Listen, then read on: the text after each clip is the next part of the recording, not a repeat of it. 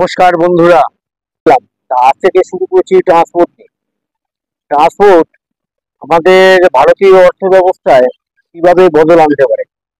এখন বর্তমানে যে ট্রান্সপোর্ট ব্যবস্থাটা আছে বা ট্রান্সপোর্ট রুলস রেগুলেশন ল যেগুলো আছে, সেগুলো দেখবেন সাধারণত বেশিরভাগ ক্ষেত্রে আপনার লোডের উপরে বেশি জোর দেয়।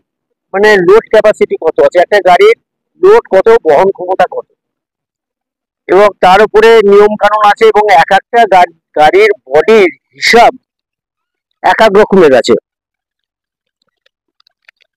আমি আহ, আজকে যে ট্রান্সপোর্টের ব্যাপারটা বলছি, এটা যে শুধুমাত্র ট্রান্সপোর্টের নিয়ম কানুন বা তার যে ব্যবস্থা সেটার উপরে ভিডিও, সেটা নয়।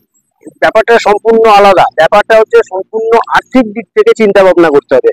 আমি যেগুলো বলতে যাচ্ছি সেটা অর্থনীতির উপরে নির্ভর করে বলা। এখানে কোনো আইন কোথায় ভাঙছে, কোথায় আইন মাফিক চলছে, কোন গাড়ি কতটা লোডের দিচ্ছে, ব্যাপারটা ওঠা না।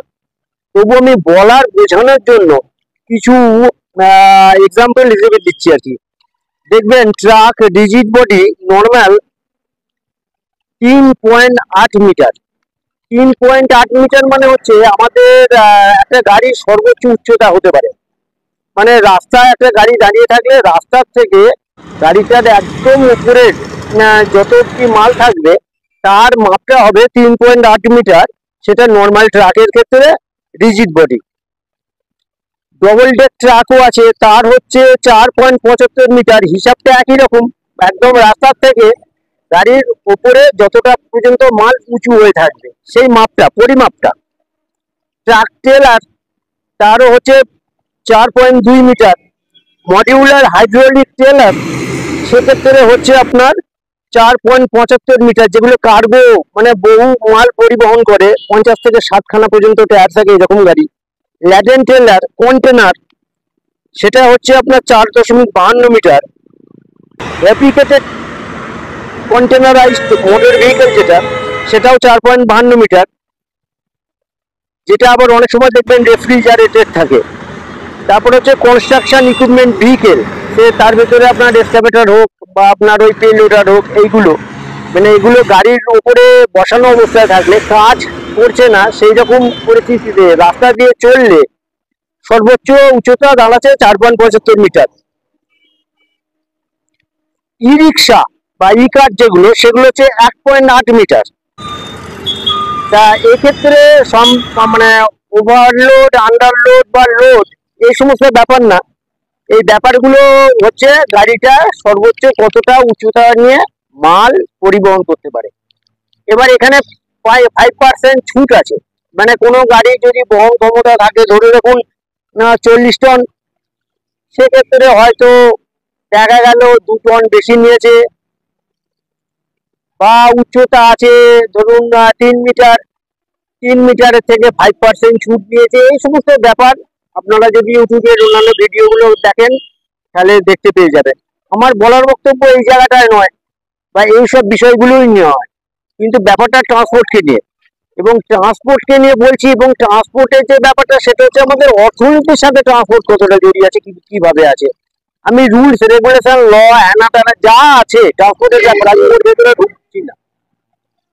তবুও আমি এই ঘটনাগুলো বললাম এই কারণের জন্য, নানা টাইপের ভেহিকেলস আমাদের এই ভারতীয় পরিবহন ব্যবস্থার সাথে জড়িত। এবং এক একটা গাড়ির এক এক রকমের আপনার স্ট্রাকচার, এক একটা গাড়ির এক এক রকম লোড ক্ষমতা, এবং এক একটা গাড়ির এক এক রকম আকার। মানে হচ্ছে ভলিউম। ভলিউমটা কি, ধরে রাখুন ভলিউমের যে হিসাব আছে সেই হিসেবগুলো আমি পরে ধাপে ধাপে যাব, পরের ভিডিওতে দেবো, সেটা দেবো না। আজকে যেটা দিয়ে বলতে যাচ্ছি, সাধারণভাবে আমাদের ভারতীয় পরিবহন ব্যবস্থা বা ট্রান্সপোর্টেশন সিস্টেম যা আছে, সেটাতে লোডের উপরে বেশি গুরুত্ব, আর একটা হচ্ছে ওভারলোড হয়ে যাচ্ছে কিনা। এই সমস্ত ব্যাপারগুলোকে নিয়ে আমাদের পরিবহন ব্যবস্থা এখন। কিন্তু এটা অর্থনীতিতে একটা বড় বলতে গেলে অসুবিধা বলুন বা সুবিধা বলুন, সেটাও বলা যাবে না। কিন্তু অর্থনীতির দিক থেকে দেখতে গেলে ভলিউমও একটা বড় ব্যাপার। মানে শুধু লোড ব্যাপারটা এতদিন চলছিল ট্রান্সপোর্টে, শুধু লোড ব্যাপার। কিন্তু আমার বলার বক্তব্য অর্থনীতির দিক থেকে সেটা হচ্ছে ট্রান্সপোর্টে ভলিউমে একটা বড় ব্যাপার।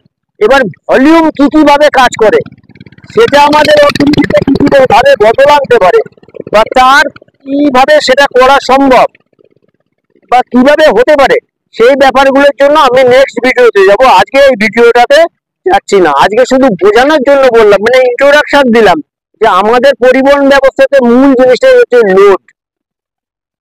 এই লোড এতদিন চলছে লোডের উপরে নির্ভর করে, কিন্তু অর্থনীতির দিক থেকে দেখতে গেলে সাধারণত লোডের সাথে সাথে ভলিউমটাও মাথায় রাখা জরুরি।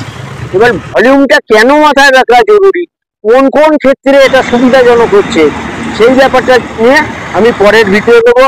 আজকে এই পর্যন্তই বললাম। নমস্কার।